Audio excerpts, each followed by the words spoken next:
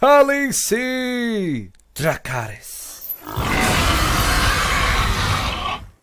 Tally-ho everyone, and welcome to this new series of Crusader Kings 2 playing the Game of Thrones mod.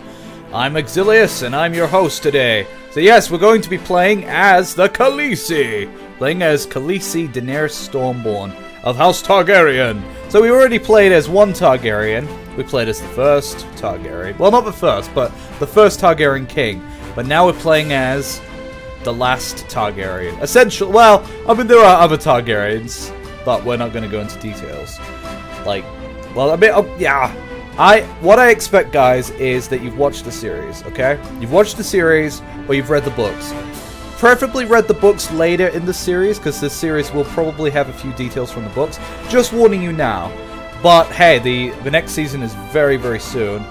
So you could just wait until the next season to watch this series, if you'd like. And I figured it was a good time to start Let's Playing, because, hey, it's when all the Game of Thrones stuff's coming out, which is awesome. So these are the people you can play as. You can play as Robb, Joffrey.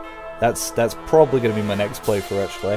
Stannis, you can play as Renly, Balon, Tywin. So this is at the start of a Clash of Kings, but we're going to be playing as Daenerys. Iron Man mode actually doesn't seem to work, which is kind of weird. Yeah, it's because it's modded. I think that means that like you can't get achievements from it or anything. I don't know if I should play it on Iron Man mode, because it screws up the game as well. Like, if you... Let's say, well, what Iron Man mode means is that no matter what decisions you make, no matter what happens, like, you're dead. Like, if you're dead, then you're dead, basically. So, it can be a good thing, but it can also be a really, really bad thing. But yeah, I think I'll play with that off, but, like, just have my full assurance that I'm not going to cheat or anything. Whatever happens, happens, but I mean, if she dies on, like, the first turn, I'm not going to continue that. I mean, it's pretty boring, because there wouldn't be anybody to play as. But anyways, without further ado, we're going to go. Just so you guys know, this does have a narrative, and I will go through a few details of Daenerys and the Targaryens and book details, and we will look over at Westeros and see what's going on over there when that happens. Because yeah, as you can see, it's all broken up. So yes, let's get into it. Let's do this. Daenerys Targaryen. So I have played a bit more since my Aegon playthrough, so I'm less newbie now. So if you guys weren't liking that about me, well, you know, different now. Here we go. Mother of Dragons. Oh, I love it. It's got its own artwork as well. Obviously, this is art from, like, the books and stuff. So, yeah, very fascinating. So, yes, if you don't know, well, yeah. Like I said, guys, if you haven't read the books or watched the series, please do before you actually watch me do this playthrough. Because, I mean, there's going to be spoilers, and I seriously want you guys to see it first. Alright, Salvation. The prophetic red comet has led you to Qarth. As you pass through the three immense and elegantly painted walls that serve as one of the 9 wonders of man, you can't help but gaze at the bones of those who have been denied entry. Sheltered by Xaro Zohan Daxos, you quickly discover the politics of Qarth to be a danger all of its own. But danger does not stop the dragon. I am the mother of dragons! I am the Khaleesi. By burning the Lazarine witch, you have laid claim to your birthright of fire and blood. The usurper is dead, Westeros is shattered, and you long for home. Use this time to nurse your dragons, and soon you will return to cast down the usurper's dogs and unite the 7 kingdoms once more. So yes, this is me, the Khaleesi. Khaleesi! I'm 15 years old, and my husband, Khal Drogo III, apparently he's Drogo III of Vice Dothraki, is now dead. He died comatose in bed. It actually gives details. That's awesome. How did he die? His father died a natural death. That's not a way for a Khal to go. And yeah, their son died. Rhaego died is still... Oh, it's so sad, honestly. So there you go. Spoilers of that. That's really cool that they added these details, though. Ah, oh, so impressed. So impressed. Here's her children.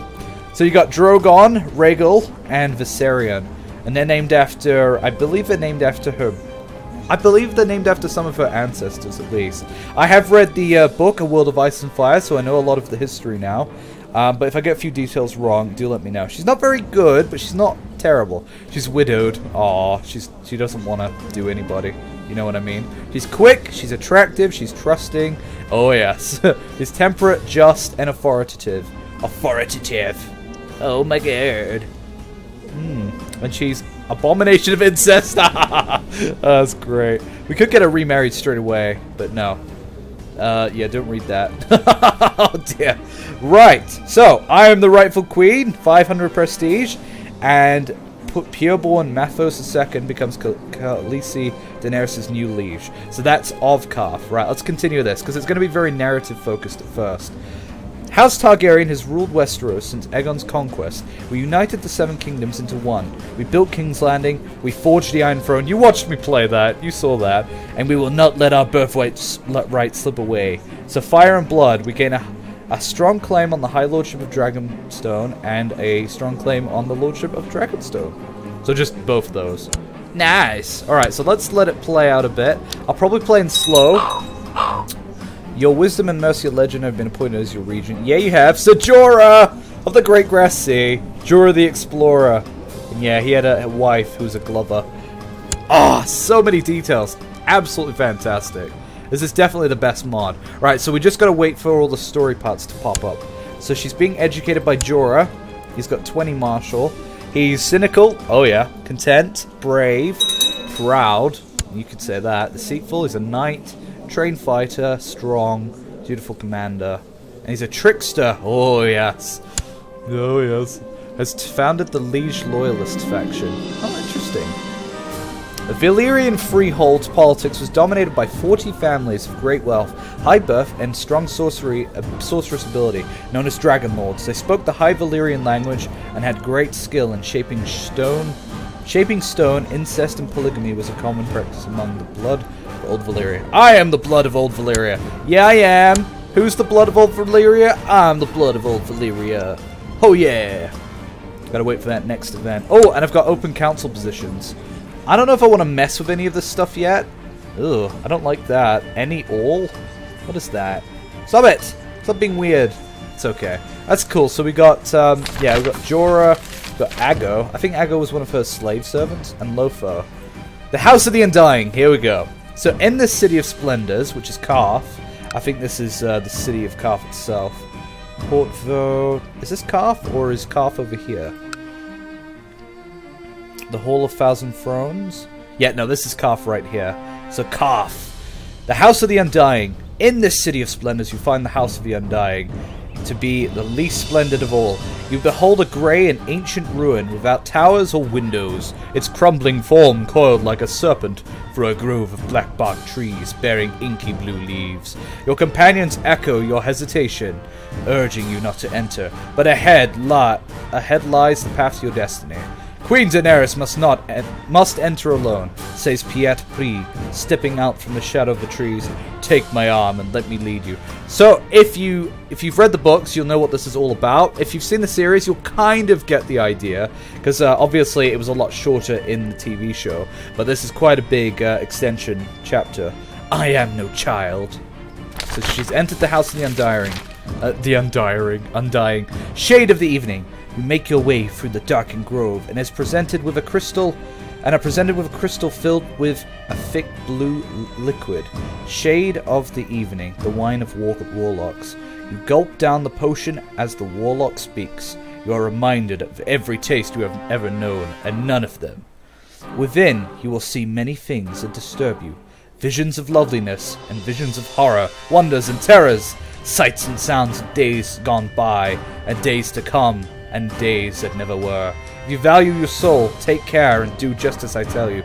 Take the door to your right each time. The door to your right. If you should come upon a stairwell, climb. Never go down, and never take any door but the first on your right. So the door to my right. You find yourself in a stone anteroom with 4 doors, one on each wall. A mold-eaten carpet, once colored with whorls of gold, lies at your feet. Within the walls, you hear a faint scurrying and scrabbling of rats. You heed the warlock's advice and chose the rightmost door 3 times, each leading you to a room identical as the one before. It's clear you are in the presence of sorcery. So I need to choose the door on the right. Again, the red room. You emerge into a long, dim, high-ceilinged hall. Along the right hand is a row of torches burning with a smoky orange light, but the only doors are to your left, and not all of them are closed. You tell yourself not to look, but the temptation is too strong. In one room you come upon a feast of corpses, savagely slaughtered.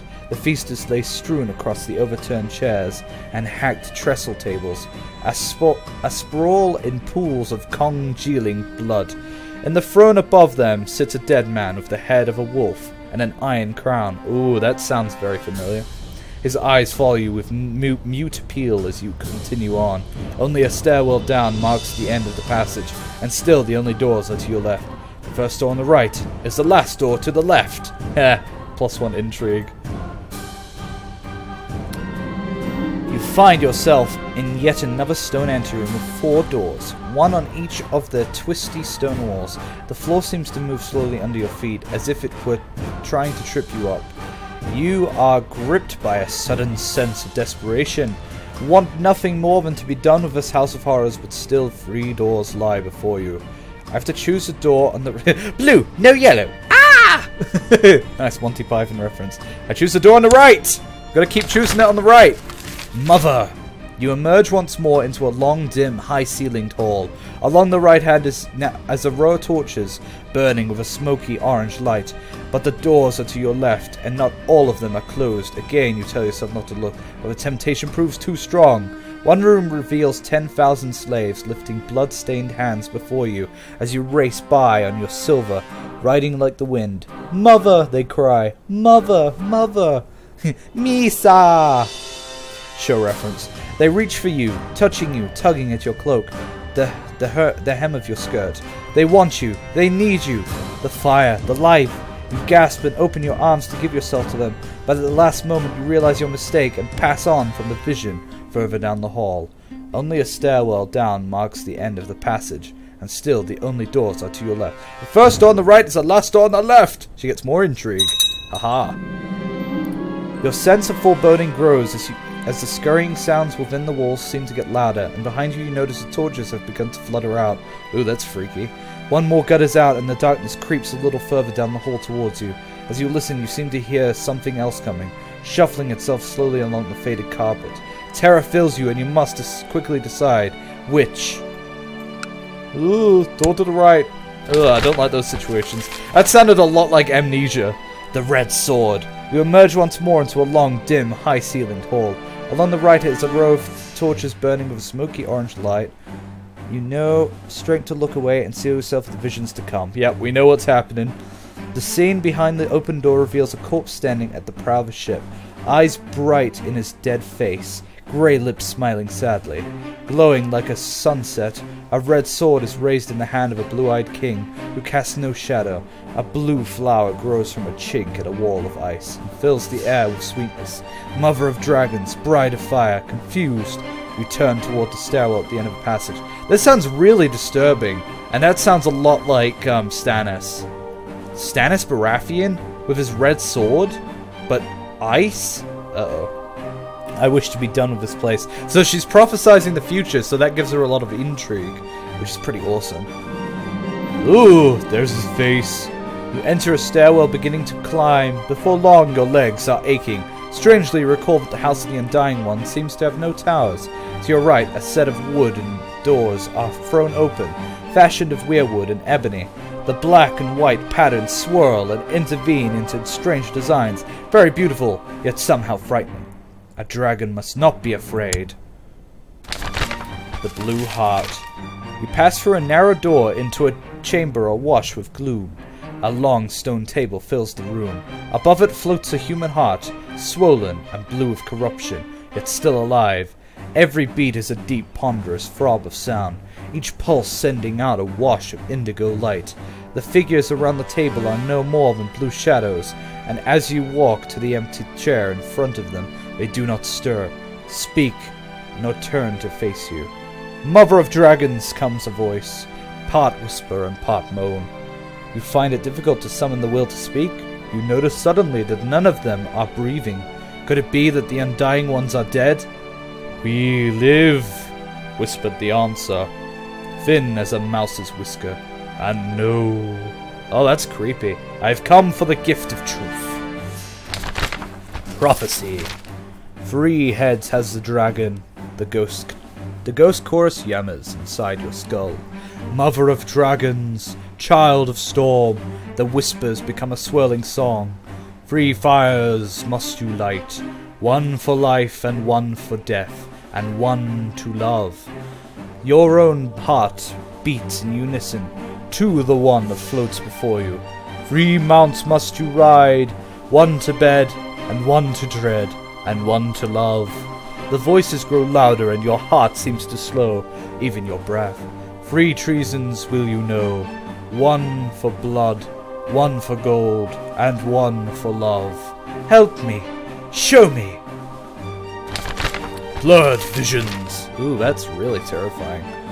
Shadows whirl and dance inside a tent, boneless and terrible. A little girl runs barefoot towards a house with a red door. Miri Mazdur shrieks in the flames, a dragon bursting from her brow. Behind the silver horse, the corpse of a naked man bounces and drags. A tall lord with copper skin and silver hair stands beneath the banner of a fiery stallion, a burning city behind him. Suddenly, black winds buffet around your head, and suddenly, the visions are gone, ripped away. Your gasp turns to horror as you spy the undying all around you, blue and cold, whispering as they reach for you.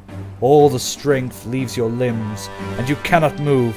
You feel a hand on your breast, teeth find the soft skin of your throat, a mouth descends on one eye, sucking, biting. Dracarys! Death of the undying! Oh!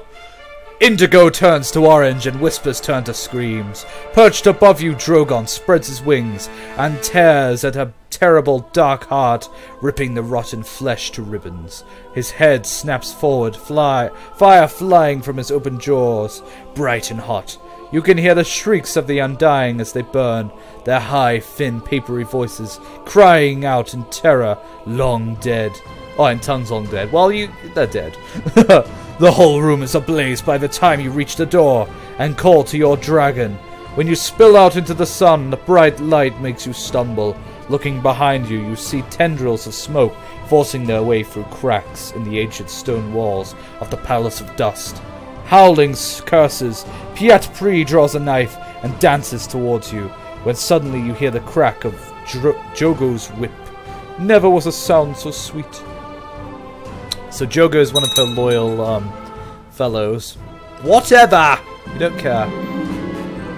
It's no longer Justicia. Pureborn Daenerys. Pureborn. No, he's dead. Alright, bye-bye. Bye!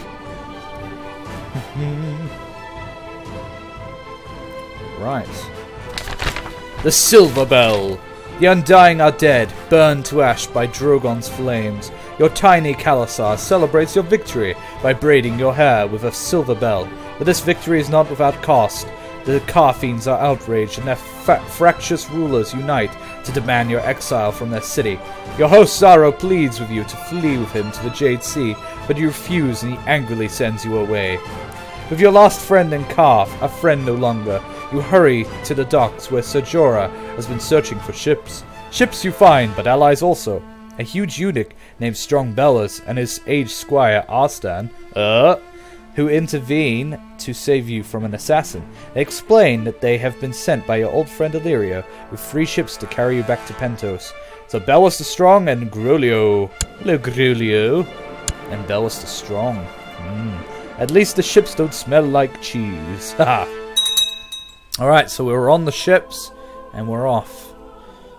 Bellas the Strong. I wonder who this could be. Just kidding. We know who he is. Come on, baby! Get to the next event. So yeah, it's very interesting. So that's the House of the Undying part of the book. Yeah. Unmarried heir. So Jorah should get married. Yeah, Jorah. Just waiting. Waiting for the event. Naturally, we'll speed it up a bit. Ah, we go. Slavers Bay! And now we're in Slavers Bay. Free ships speed you to Pentos and promises of aid, but your experiences in Qarth have soured you to accepting charity. You will not be a beggar queen. Dragons do not beg. You will take what is yours with fire and blood. But first you need an army. As you consider your options in your cabin, Jorah approaches you and, confessing love, attempts a kiss. Oh god. Much as you care for him, you do not desire him, and spurn his clumsy advances. Keen to change the subject, Jorah tells you of a place where armies might be purchased. Astapor, home to the Unsullied, the finest soldiers in the world, Khaleesi. At night your thoughts whirl as you question yourself. Leadership is lonely, and you begin to miss Drogo intently. Khal Drogo. At least you have your loyal handmaidens to comfort you. It is good to be Khaleesi, it is known. Chiki falls in love. Oh dear. A foolish notion. I must go to Pentos. Oh my god, you can actually go to Pentos. You can actually make that decision. Wow. No, we're going to Astapor. We're going to follow the series, guys. We're going to follow the series. Let's go to Astapor. Alright. I like looking at the actual map. I mean, this is what you usually look at, but this is like the actual map. It's very beautiful. So, has founded the Prince Gresden for Astapor faction. Oh dear. Inquisitive, curious, and friendly. I always am the first to greet strangers. What's your name? Oh, she got a new trait. So she's now gregarious. That's one of my favorite traits, actually. So it gives you extra diplomacy and attraction and all that stuff. I rush to meet the guests and go to the hall before my guardian Jorah. For that, I earned a spanking. Oh, what? Jorah! Why would you... Oh, I hate him. Oh, she lost a trait, gregarious. We'll just say that happened on the ship. Harpy's bargain. The good masters of Astapor are rude, arrogant, and cruel, beyond measure. But their Unsullied are as formidable as the story of their training is heartbreaking. Particularly troubling is the tale of how they prove they can kill. But every soldier represents a murdered child. You begin to question using such men to reclaim your throne. Unsullied are also very expensive. Haggling for a pretty young interpreter to hide your knowledge of the Giscari tongue, you finally propose a trade which shocks your advisors. Every Unsullied they have, in exchange for a dragon. The slavers accept your terms, though they demand the largest of the dragons. In turn, you ask for the interpreter as a gift, and they lazily wave assent. You soon free the girl and ask her to tell you all she knows of Astapor. So now we've got Missandei. Wow, she's only 10 in this. Oh, wow. That's interesting. So, Daenerys gets the trait Liberator. Hang on. Where is it? There I am. I want to know what that does. So, loses the trait Slave, former slave, and she becomes our best buddy. Oh, yeah! Now I have a new trait. Liberator! Where is it? I think it's this one. I'll have to see. Liberator. This character is a fanatical opponent of the practice of slavery seeking to eliminate. That's awesome. Love it. Dun dun dun. So Astapor, things are going interesting at Astapor. The exchange. You have agreed a deal with the Good Masters for an army of Unsullied, where you gain all the Unsullied available, including the boys in training, in exchange for your ships, your goods, and Drogon. Drogon is the largest of the dragons. The biggest... Oh, well, there you go. You are now at the Plaza of Punishment to execute the deal. Your company has brought the goods and a caged Drogon before Krasnez and the rest of the Good Masters. While Krasnez hands over the Harpy's fingers, the whip symbolizing you now own the Unsullied force. This deal does not quite work out for me. Dracarys! And they all die. Blah! So she burnt them all with a dragon. Because that's the order. Dracarys means to give the order to the dragon to, you know, attack. Essentially. The sack of Astapor. Woo! Love sacking cities. A dragon is no slave, and Drogon refused to serve the Good Masters, burning them to death upon your command. You, however, did receive the Unsullied, and you now have 3 dragons and an army fighting the slavers of Astapor. The city is barely garrisoned and is easily taken. You have liberated Astapor. The Good Masters have been killed, and you now control the city. The former slaves look to you as their new master, calling you mother. Now you are on the move in your journey. Yet before you can take your leave from Astapor, you must leave someone to govern the city. I shall leave a council to rule. That's the worst decision you could possibly make. It's alright. It's fine. What could possibly go wrong in abolishing slavery? So, we now have an army. And there's no heir to my dynasty. Well, that sucks. So, yeah, we have an army now. So I guess we kind of move up, I guess. The Yellow City. You leave Astapor and march north, march towards Yunkai, another famous slave city. The Yunkai's command a significant force of slave soldiers and mercenaries. Among them, the Stormcrows. The Stormcrows? Oh dear, not the Stormcrows.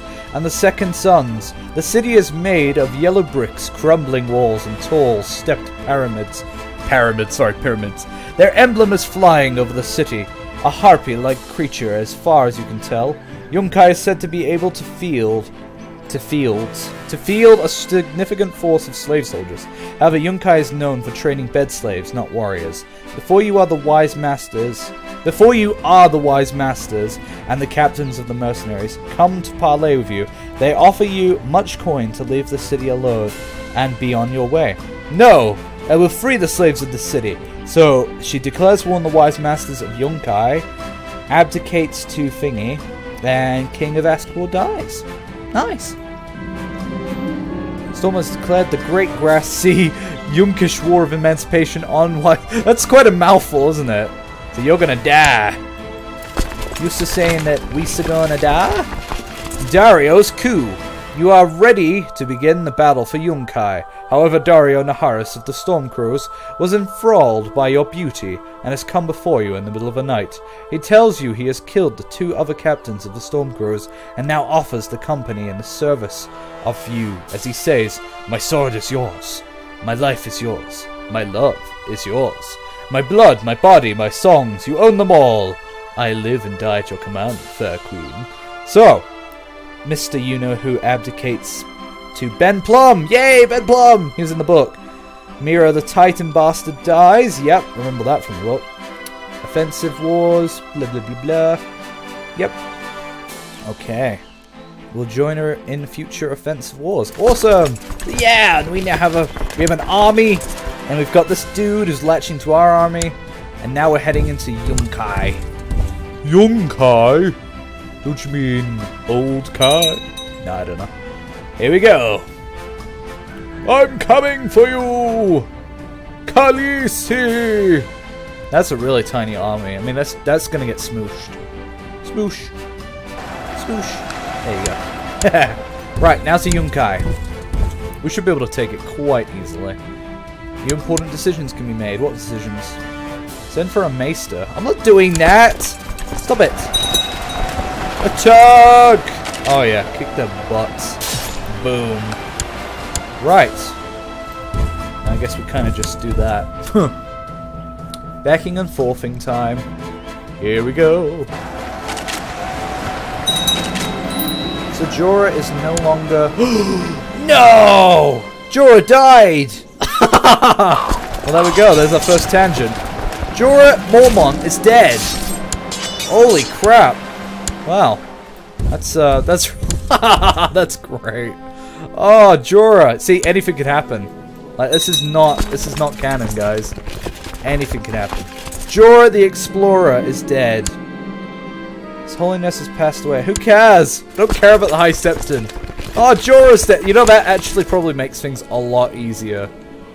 Yeah, Rhaegar. It's a shame. Jorah! Oh, Jorah's dead. I don't know what that's going to do to the narrative of the story. If worse comes to worse, I will probably, like, start again. But hey, we got past this first part. The regency of Khaleesi Daenerys of the Great Grass Sea has ended. So, she's taken up the throne. So she's now of legal age, and now we can pick her ambition. So, what should we go with? War? Well, she's not really going to be leading armies, is she? I'll probably say... Intrigue. Yeah, we don't want anybody killing her. Intrigue! Die! Right, they're dead. Wow, Jorah's dead! Guys, I don't know how you feel about that. If you want, I could restart. Well, not restart, but like I could, you know, do it again. But hey, if you guys want me to continue like the way it is now, I'm totally up for that. Because hey, that's part of the idea, is that we're going to be tanging off and branching off from the series. But yes, we need to take Yunkai. So that's what we're doing now. Aegon Targaryen invades. And there we go. First book spoiler. A young silver-haired man has landed in Westeros, claiming to be Aegon VI, trueborn son of Rhaegar Targaryen, and rightful king of 7 kingdoms. It is widely believed that he perished in the Red Keep at the hands of Gregor Clegane during the War of the Usurper, along with his sister Rhaenys and the mother Elia of Dawn. You raped her! You murdered her! You killed her children! You know, Oberyn's hated. It is purported that it was not Aegon who perished there, but some peasant baby who was put in Aegon's place. Now his claimant lands and has the Golden Company at his back. Long live the king!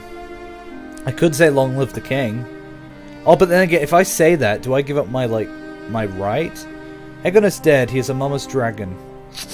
I don't actually know what Daenerys would say about this. What would Daenerys say about this? Like, her brother's alive? Oh, I don't know. I think he's dead. Yeah. I think she'd say that he was just a pretender. Besides, she wouldn't care. She wouldn't have even known him. And she's doing all this because she thinks she's the last Targaryen. So there is that. Should I just, like, attempt to assault? No, because that always has catastrophic effects. Wait, can I use my dragon? No, they're not old enough yet. So yes, sieging Yunkai very slowly. It's taking longer than it should because Jorah's dead. It's really depressing, by the way. Hey, she's actually leading the army here. That's cool. Did I not pick an ambition? I thought I did. Oh, ambition. What's my ambition? To obtain the greater throne. Our greater throne. See our house on the Iron Throne. Well, that's kind of her task, isn't it? Oh. Yeah, we'll do that one because it's a more current goal. She's gonna win this war. But yeah, I don't know, guys. If you want me to start again, what I'll do is I'll finish this episode very soon once we take Yunkai, and I'll leave it to you guys to decide if I should start again. If you want me to, just so that, you know, we have Jorah. And then what I'll do is I'll just kind of skip past all of the first parts, like the Qarth and then taking over Astapor, and then we'll come back to this. But it's up to you. Please leave a comment, because otherwise I'm just going to continue. I'm going to take silence as a no. So, seriously. Because you guys don't comment as much as I want you to, which is really sad. Alright, we can end this war now. Enforce demands. I won the war. Oh yeah. She fulfilled her ambition. Let's pick a new ambition. I want to tame a dragon. Yeah, tame a dragon. Oh yeah. Betrayal! The entire Yunkish army is defeated. I now turn my attention to Meereen, the last of the great slave cities. As large as Astapor and the Yunkai combined, with high walls, an impenetrable fortress, but that shall not prove true.